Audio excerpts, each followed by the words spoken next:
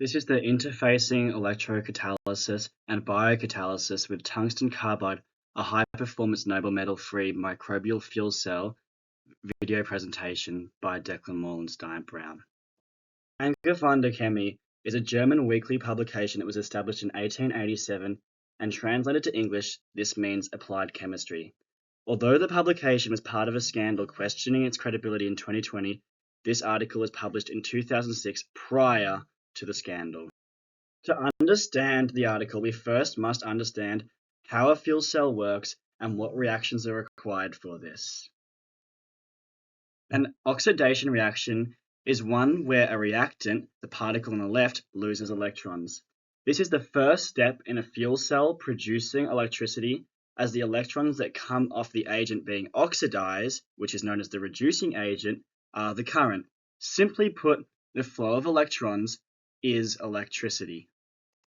A fuel cell, or a galvanic fuel cell, utilizes an oxidation reaction to generate electricity.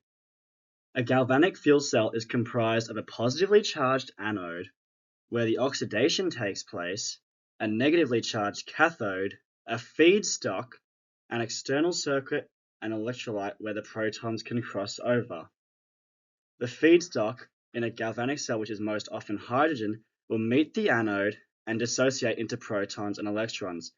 The electrons become the current, leaving and re-entering the fuel cell, whilst the protons will bind to the oxygen and other gases from the air, mostly producing H2O, water.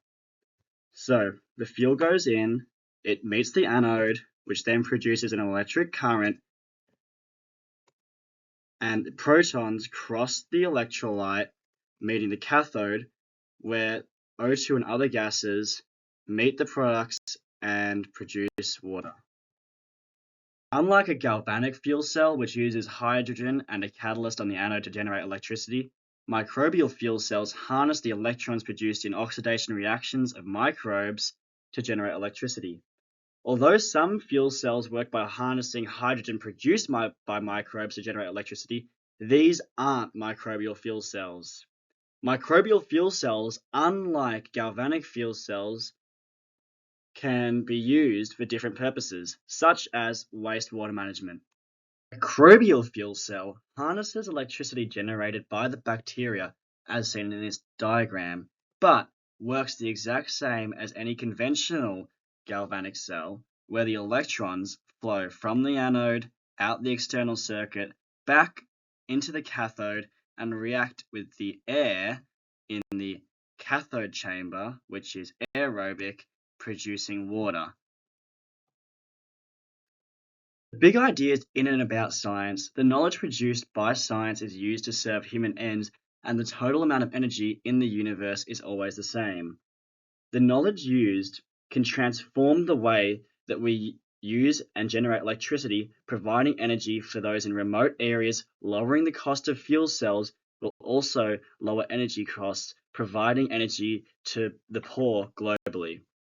Understanding energy movement, the fuel cell converts matter into electricity, where there is no gain or loss of energy.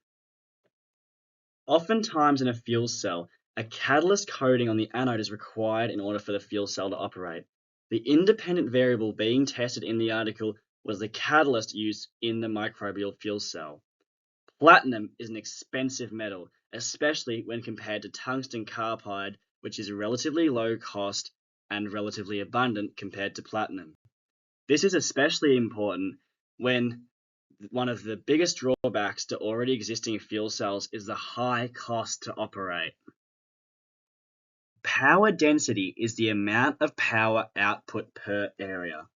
The cell which used a lower cost, more abundant tungsten carbide catalyst had a higher energy output than the traditionally used high-cost platinum catalyst.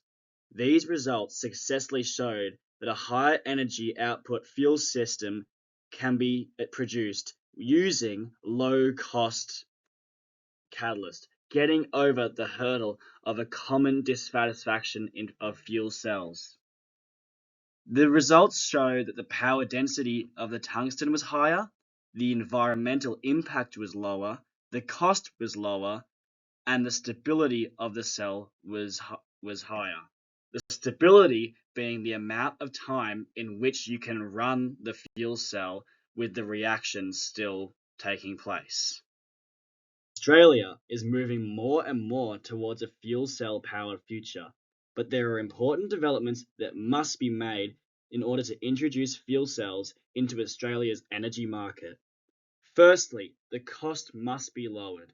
With the help of a lower cost catalyst such as tungsten carbide, this may be possible in the future. It's well known that the largest drawback of any fuel cell is the cost. Secondly, there must be larger public demand for fuel cell electricity. Already we are seeing this in the car market, but this has to be higher in the energy. Thirdly, delivery costs of energy must be lowered. For Australia's purposes, many areas have little water. Unlike coal, which can be transported in trucks, microbial fuel cells require large amounts of wastewater. This would be very costly, especially given Australia's large size. And finally, there needs to be more public education on how fuel cells can better our planet and our economy. To further understand the effects of catalysts, further comparisons between microbial and non-microbial fuel cells should be taken in order to know the best route of further future markets with fuel cells. To summarize, there needs to be more development into microbial fuel cells, but this article provides a hope for the future of fuel cells being used in wastewater management and energy production in the transition that must be made away from fossil fuels to ensure a sustainable way of life. Thank you for watching this video on microbial fuel cells and this in-depth analysis on the article.